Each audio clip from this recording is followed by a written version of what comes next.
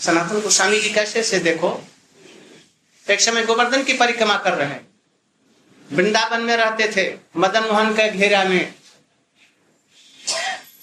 बहुत बूढ़े हो गए हैं, तो अभी 14 मील वहां 16 मील वहां से गोवर्धन जाते और गोवर्धन की परिक्रमा करते, परिक्रमा करके वहां से चलते, फिर 16 मील 14 मील यहाँ मथुरा आते, किसी ब्रजवासी के घर में माधुकरी मांगते, एक आधी रोटी उनके घर, आधी रोटी कभी किसी ब्राह्मण और अच्छा भक्त है तो उसके घर में पूरे उनको दे देते थे, पूरे ले लेते और अपने यहाँ प्रसाद ले करके और चले जाते, फिर वहां वृंदावन में शाम को और फिर सवेरे जाते। उनका नियम था, लाप नाम करते, दिन रात चिंतन करते, उसमें ग्रंथ लिखते, दिन रात सो में 24 मिनट कभी सो लेते, कभी नहीं सोते, कभी चना वो भी बना।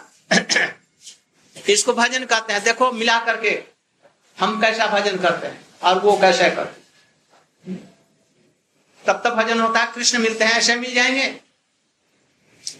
एक दिन ऐसे परिक्रमा कर रहे थे, दोपहरी चिलचिलाती हुई धूप और नीचे से बालू तप रहा था, गर्म हवा चल रही, गोवर्धन के पास में परिक्रमा करते करते करते करते गर्मी में तड़फड़ा गए और वहीं पर एक पत्थर पर लेट गए। रात कृष्ण से देखा नहीं गया। कृष्ण और बलदेव भैया दोनों गोवर्धन में ही रहते हैं, पर झट उतर के आए। बलदेव जी ने चादर ऊपर चढ़ा दिया, कृष्ण अपना पीताम्बर से पंखा करते हुए अपना शीतल हाथ उनके सिर पर रख दिया। बस आंख खोला, देखा उनको, एकदम प्रेम में विभोर हो गए, कुछ बोल नहीं सके। कृष्ण ने कहा, देखो इतना परिश्रम मत करो, अब तुम वृंदावन में रहो, परिक्रमा करने की जरूरत नहीं है। मैं गिरिराज जी की शिला पर अपना एक चरण चिन्ह दे दूंगा, उसमें गाय का खुर रहेगा, बंशी का चिन्ह रहेगा, बस ले जाओ अपने भजन स्थली में उसको रखना, उसी की परिक्रमा कर लेना, 4 बार 5 बार जैसा हो, 3 बार, बस इससे तुम्हारी परिक्रमा हो जाएगी और सब कुछ हो जाएगा। फिर अंतर ध्यान हो गए और इसके बाद उसको ले आए। अभी भी वो शिला राधा दामोदर में, असल शिला तो चली गई है जयपुर में राधा दामोदर जी के मंदिर में, किंतु प्रतिभू अभी भी है उसमें, उसको भी नकली मत समझिए, उसमें भी है वो चरण चिन्ह, उसकी परिक्रमा करने से गिरिराज गोवर्धन की परिक्रमा हो। ऐसे ऐसे भक्त लोग, हाँ नमक भी नहीं लेते थे, सूखी रोटी पानी में भिजा दिया थोड़ा सा, बस उसी को कभी खा लिया, कभी वो नहीं खाया, नमक नहीं लगाया। और हम लोगों को देखिए, राबड़ी में कुछ कमी रही तो उसमें कुछ मिला दिया मेवे, और मेवा मिला करके उसमें ले लिया, और फिर शाम को अनारस का जूस, बेदाना का जूस, इधर उधर। हम अन्न नहीं खाते हैं, क्या खाते हैं? दूध फलाहार करते हैं। केवल 1 किलो राबड़ी से हमारा एक बेला चल जाता है। तो ये क्या हुआ? ये भजन है? ये सब भजन नहीं है। भजन करना है सनातन गोस्वामी जैसा है, माधवेंद्रपुरी, इनके गुरु के गुरु गुरु कुछ मानते ही नहीं थे, तो कृष्ण अपने आप दूध मटकिया लेकर के चले जाते, मैया ने भेजा। ये सब भजन के सब निष्ठाएं हैं। तो सनातन गोस्वामी की ये सब शिक्षा है। व्यासदेव के अनुगत वो संप्रदाय के हैं, इसलिए व्यास की सारी शिक्षाओं को मानिए, वेद उपनिषद शास्त्र के अनुसार में चलिए। जीव ब्रह्म नहीं है, ब्रह्म का सेवक। इस चीज को समझिए। एक रोगी की सेवा करने से ब्रह्म की सेवा हो जाएगी। रोगी तो लाखों पड़े हैं, सुअर भी तो रोगी है, तो उसकी सेवा करो, किंतु इस तरह से नहीं। सब प्राणियों को भगवान का सेवक जान करके सबकी सेवा करो, यह ऐसे भाव होना चाहिए। उसमें इसमें अंतर है, बात एक ही है, भावना का अंतर है। जो रोगी अपने पूर्व कर्मों के से दिन रात तड़पता है, उसको उस रूप में सेवा करेंगे, फिर उसका फिर फल तुम्हारे ऊपर में आएगा। ऐसा क्यों नहीं मानते? ये भी भगवान का सेवक है। भगवान को प्रसन्न करने के लिए उसकी सेवा करें और अपना कर्तव्य भजन करें, उसको भगवान का नाम भी सुनाएं, क्यों नहीं उसका भी कल्याण हो जाए, तुम्हारा भी कल्याण हो जाए। जीव मात्र भगवान का सेवक है, इस चीज को समझो। गुरु ये शिक्षा देता है, भागवत की ये शिक्षा देता है। भागवत नहीं कहता जितने जीव हैं सब शिव और ब्रह्म है, ये नहीं कहता। भगवान की सेवा हो, यदि ये जीव ही भगवान तो जगत की सृष्टि क्यों नहीं करते हैं? अपने दुख में क्यों बिलबिला रहे हैं? उनकी सेवा करने से नहीं होगा, किंतु हाँ भावना लेकर के उन्हीं की सेवा करने से होगा। जो भगवान के दास है, उनको भगवान की तरफ में बढ़ाया जाए। सबके हृदय में भगवान है, किंतु सभी भगवान नहीं है, इस चीज को समझा जाए और इस तरह से भगवान की सेवा की। जैसे सनातन गोस्वामी ने किया, जैसे व्यास जी ने किया, सब कुछ उन्होंने व्यास जी ने किया। शास्त्रों को बनाया, धर्मशास्त्र में धर्म अर्थ काम मोक्ष जितने विचार हैं सब दिए, और फिर भी उनका चित्त प्रसन्न नहीं। उपनिषदों का भी उन्होंने प्रकाश किया, पुराणों को लिखा, महाभारत लिखा, गीता का ज्ञान जगत में प्रकाश किया। जब किसी तरह से प्रसन्नता नहीं मिली तो नारद जी आए और बतलाया, देखो कृष्ण का चरित्र तुमने नहीं लिखा, कृष्ण की सेवा का वर्णन तुमने जगत में नहीं किया, उनकी आराधना को नहीं लिखा। कृष्ण की आराधना से हम संसार की सेवा को बड़ा समझते हैं। जो कृष्ण का भगवान का चिंतन करता है, जगत को ज्ञान देता है, कहते बेकार का आदमी। 2-4 अस्पताल बना दिया या कुछ ऐसे काम किए, वो बड़ा आदमी हो। इस चीज को समझ करके किया है। जगत का कल्याण करना है, सामाजिक कल्याण भी करना है, किंतु ये समझ करके भगवान की बिना सेवा के कोई हमारा कल्याण नहीं। इसलिए इस चीज को समझ करके और जगत का कल्याण। आज मैं विश्व के सर्वश्रेष्ठ देशों में जो सभ्य कहे जाते हैं, उन समस्त देशों में गया। America, England, France, Germany, Italy, Spain, Holland, कितना गिना। और इधर अमेरिका, मैक्सिको, कनाडा, हवाई, जापान, कहां कहां गया, कोई सुखी नहीं है।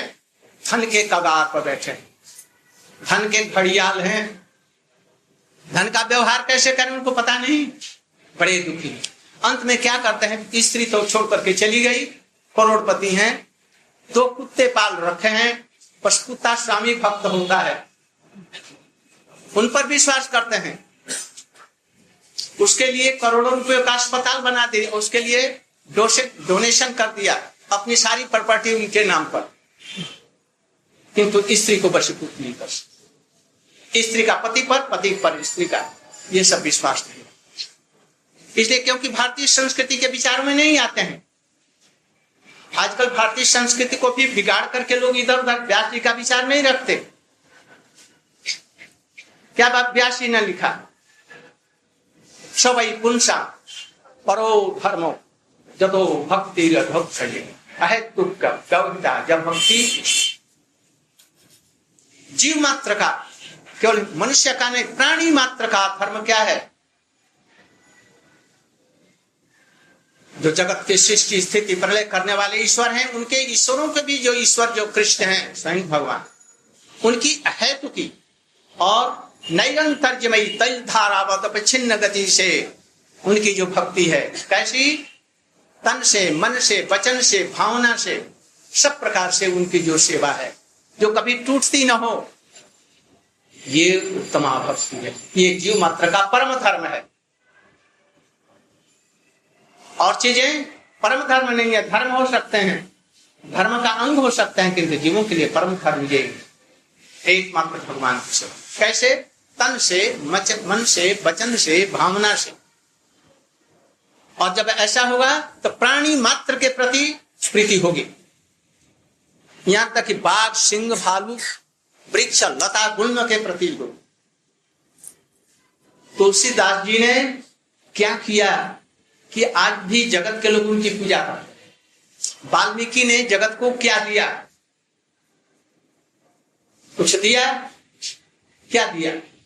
स्थूल रूप से कुछ किया नहीं, आत्मा के लिए। व्यास जी ने ऊपर से क्या दिया?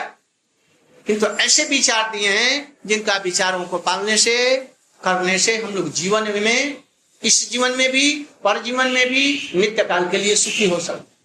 तो विचारों को, व्यास के विचारों को जो नहीं मानेंगे, जीवन में कभी भी नहीं, उसको जानने का प्रयास नहीं करते। वो समझते हैं कि मैं बहुत बुद्धिमान, हमको बदलाने वाला जगत में कोई गुरु पैदा नहीं हुआ। गुरु परंपरा की आवश्यकता नहीं समझते।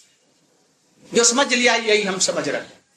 किसी गुरु के पास नहीं गए, समझा नहीं, गुरु करण की योग्यता नहीं समझे, इसलिए गुरु का धारण किया जाता है, इसलिए हम दुखी। इसलिए व्यास के विचारों को यदि हम लोग ग्रहण करें, भगवान की सेवा करें, जगत के प्रति, सबके प्रति प्रीति हमारी हो, किसी के प्रति द्वेष भावना न हो, सबको हम जहां तक हो सके जो उत्तम अधिकारी उनकी सेवा करें, सबका सम्मान करें। जो नहीं जानते हैं उनको ये तत्व ज्ञान बतलाएं, गीता भागवत का तत्व ज्ञान, और अपने कर्म को करें। अब जिस जीवन में भी सुख रहे, पर जीवन में सुख रहे। इस तरह से ये व्यास जी का विचार, इसको हम लोग ग्रहण करके चलेंगे। कल व्यास पूजा है, शिष्य लोग आएंगे पूजा करने, कोई कुछ रुपए भी ले आएंगे, कुछ फूल ले आएंगे, फल ले आएंगे। गुरु का इससे संपर्क नहीं है,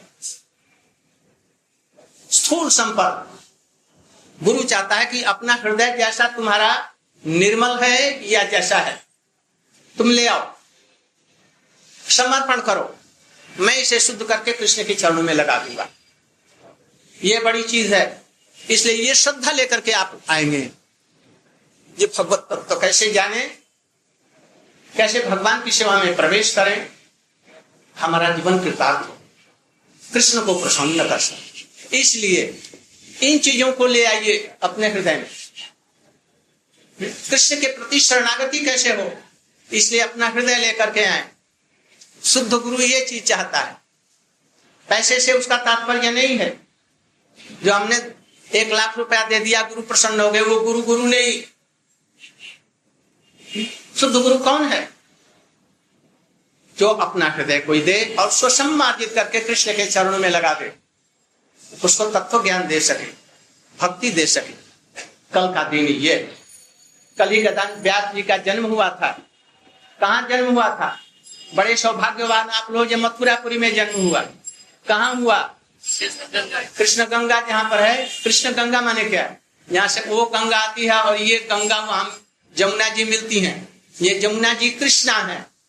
कृष्णा माने काली है ना, इसलिए उनके नाम से ये कृष्ण गंगा हुआ। वहीं पर एक टापू था, उनके पिता पराशर जी आ रहे थे या जा रहे थे, नौका नहीं थी, शाम हो गई थी।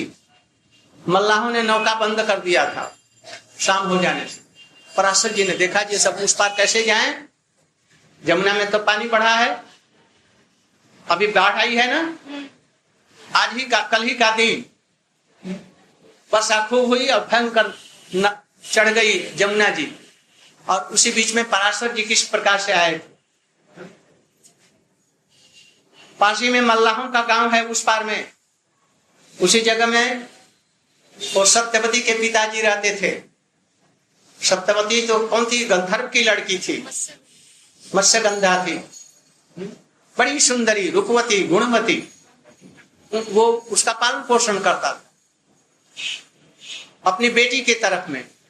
परासी जी उसके घर गए, भैया हमको पार करा दो, अब रात होने को आई है, शाम हो गई है, आप तुमने तो बंद कर दिया है, किंतु हमको जाना है। अच्छा बेटी, तो मैं थक गया हूं, तुम जाओ। बेटी भी 16-17 वर्ष की हो गई थी, बड़ी रूपवती, गुणवती। उनकी तो लड़की नहीं, तो गंधर्व की लड़की, बस उसको पार कराने के लिए गई। जब टापू के पास में पहुंचे, लंबा चौड़ा कृष्ण वर्ण का शरीर उनका था, पराशर जी का, उनकी उस पार में दुर्वासा ऋषि के पास में उनका भजन कुटी थी, लंबे चौड़े और बड़े कृष्ण वर्ण के। उसके तरफ में देखा, वो भी आश्चर्यचकित हो गई और उनके देखते देखते ही उसको गर्भ हुआ और गर्भ से एक बच्चा पैदा हो गया। वो कैसा हुआ? पराशर जी के समान, वो भी लंबा चौड़ा ऊंचा कृष्ण वर्ण का हुआ। इसलिए कृष्ण द्वैपायन द्वीप में उनका जन्म हुआ और वेदों का अभ्यास, भगवान का गुणान बात करके वेदों में समुद्र तत्व ज्ञानों को भर दिया। इसलिए कृष्ण द्वैपायन वेद व्यास उनका नाम हुआ। लड़की बड़ी लज्जित हुई, ये देखो तो हमको गर्भ नहीं रहा, कुछ नहीं हुआ, झट गर्भ से निकल करके बेटा पैदा हो गया। लोग क्या कहेंगे, हम कुमारी हैं, अब घर में कैसे जाऊं? पराशर जी ने आज कोई चिंता मत करना है, ये जो हैं ये अपनी इच्छा से, भगवान हमारी इच्छा से आए हैं तुम्हारे लिए, ये स्वयं नारायण हैं। और देखते देखते लड़का हो गया बड़ा, 15-20 का, एकदम लंबा चौड़ा जवान वैसा ही हो गया। कहा ये सब शास्त्रों को जानने वाला है, ये भगवत स्वरूप है, इसको जानना नारायण स्वरूप। जब तुमको याद करेगी उस समय आएंगे और तुम्हारा कुंवारीपन का कुंवारीपन बना रहेगा और बड़े किसी राजा से लड़के के साथ में तुम्हारी शादी हो। शांतनु जी से उनकी शादी हुई अंत में। ये सब इतिहास बहुत बड़ा था। यहीं पर व्यास जी का जन्म हुआ। भागवत व्यास जी ने जो किया वो वहां नहीं किया, बद्रिकाश्रम में नहीं किया। शुष्क ज्ञान की भूमि, वहां पर कैसे भागवत लिखा जाए? भागवत रसमय ग्रंथ, रसमय स्थान होना चाहिए।